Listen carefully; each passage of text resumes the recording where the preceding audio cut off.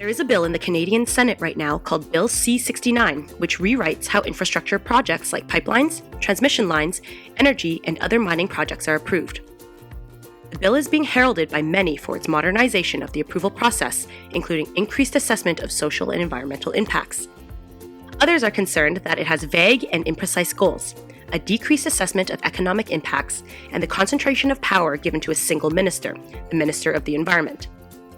In the current approval process, the National Energy Board, the national regulator consisting of a panel of independent experts, oversees the review process of pipelines, transmission lines, and oil sands mining projects and makes a recommendation to Cabinet. Cabinet then determines if the project is of national interest and approves or denies the project, usually taking the recommendation of the regulator. The federal government's proposed Bill C-69 seeks to overhaul how major infrastructure projects are approved by creating a new Canadian energy regulator and impact assessment agency. Its stated goal is to eliminate regulatory uncertainty, provide clarity on decisions, avoid legal action, and increase Indigenous and stakeholder engagement. It aims to renew trust in the approval process from both environmentalists, who view current regulations as insufficient in addressing the environment and climate change, and from the business community, who view Canada's current approval system as too unpredictable for investment.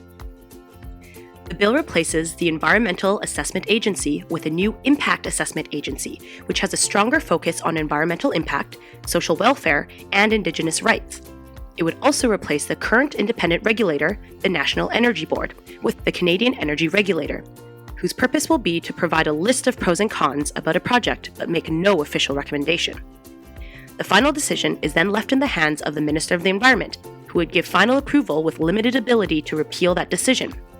The Minister of the Environment and Climate Change also appoints the review panel for the new regulatory board and determines which factors are to be considered and reviewed when approving a project.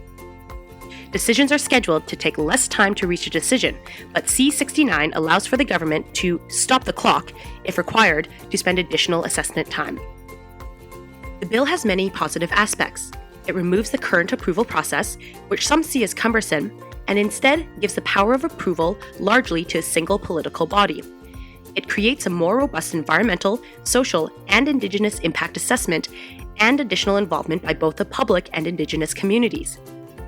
Approval is also predicated on a project supporting Canada's climate change targets, a view shared by many Canadians, and the current regulator, the National Energy Board, is not universally supported across the country. The bill also receives its share of criticisms. Many are concerned that economic growth and national competitiveness, previously measured alongside environmental and social impacts, are all but ignored with virtually no mention of economics in the bill whatsoever. Infrastructure projects, which have previously helped enrich Canada, would no longer be required to consider the potential tax revenues, jobs, or community development which a project would produce. With the overarching goal to create more clarity in the process, lawyers have argued that C-69 requirements, such as projects taking into account the intersection of sex and gender with other identity factors, are objectives which are more ambiguous and vague than the current process and serve to reduce overall clarity. The strongest criticism the bill receives is the removal of the independent regulator and the concentration of power, which is self-appointed by the Minister of the Environment and Climate Change, who wrote the bill.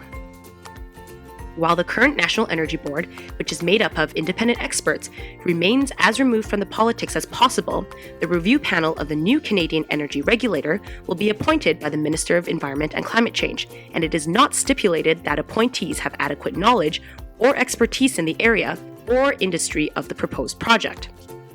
On top of the concentration of power handed to a single minister, some wonder why it is the Minister of the Environment and Climate Change and not the Minister of Natural Resources, Minister of Finance, or even the Minister of Infrastructure and Communities who is given the final decision on infrastructure project approval. In reality, any minister is likely to take direction from the Prime Minister, making project decisions driven more by politics than the current process. The power being appointed to the Minister of the Environment and Climate Change, who is seen as being anti-pipeline and anti-oil sands, is viewed by some as the strongest part of the bill, while others view it as the most threatening part. The personal litmus test of Bill C-69 is this. If a political pendulum were to swing back the other direction, and a pro-pipeline, pro-oil sands minister was handed the concentrated power to make all final project approvals with limited ability for public repeal. Would this change your view of Bill C-69?